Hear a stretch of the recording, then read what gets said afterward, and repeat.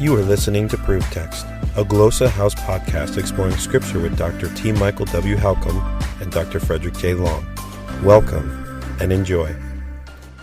Hello and welcome to ProveText. I am Michael Halcomb. I'm here with Fred Long, and in this GrammarPoint episode, we are thinking a little bit more about participles. This is part 7 in our participles series, and Fred's going to give us some insight into, I think, supplementary participles. Is that right?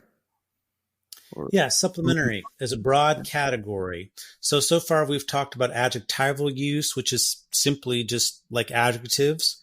Then the last 2 episodes, we've been looking at circumstantial participles, which is a new way that's kind of trying to move away from adverbial uses into an informational structural use based on pre or post positioning regarding in relation to the main verb. The supplementary use is another category that entails 2 little sub-uses. And we'll maybe just start with the first one. A simple one is called complementary. So here, the participle helps complete the meaning of the main verb. So certain verbs, like, for example, cease, like pavome, I stop or cease, they will take a participle to complete their meaning. Often beginning students will learn that infinitives are used as complementary to complete the meaning of certain verbs, like to be able to do something, or I want to do something. To do is an infinitive. I'm able to do something. That's an infinitive. These are complementary infinitive constructions, so students are more familiar with that, and those are a lot more frequent than complementary participles. But there are a few verbs, not that many, but a few in New Testament Greek that when that verb is used, they take a participle to complete their meaning. So, for example, in Ephesians 1:15. Paul says, I don't stop, actually 1:16 Ephesians, I don't stop ceasing praying or giving thanks for you all, making remembrance of you in my prayers. So, pavome evchariston. Evchariston is from evcharisteo, I give thanks. And that's a complementary participle. And by the way he also uses another postposition participle, making remembrance of you in my prayers. And that's really almost a redundant use right there. But, okay, so that's a post-nuclear one. So that's a complementary infinitive. The other type of supplementary participle is a very fun one and very important interpretively, and it's called the periphrastic participle.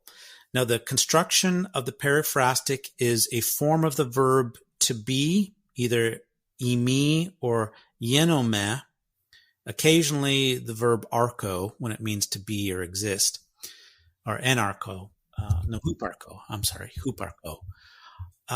The form of that main verb with imi, yenome, plus the nominative participle form.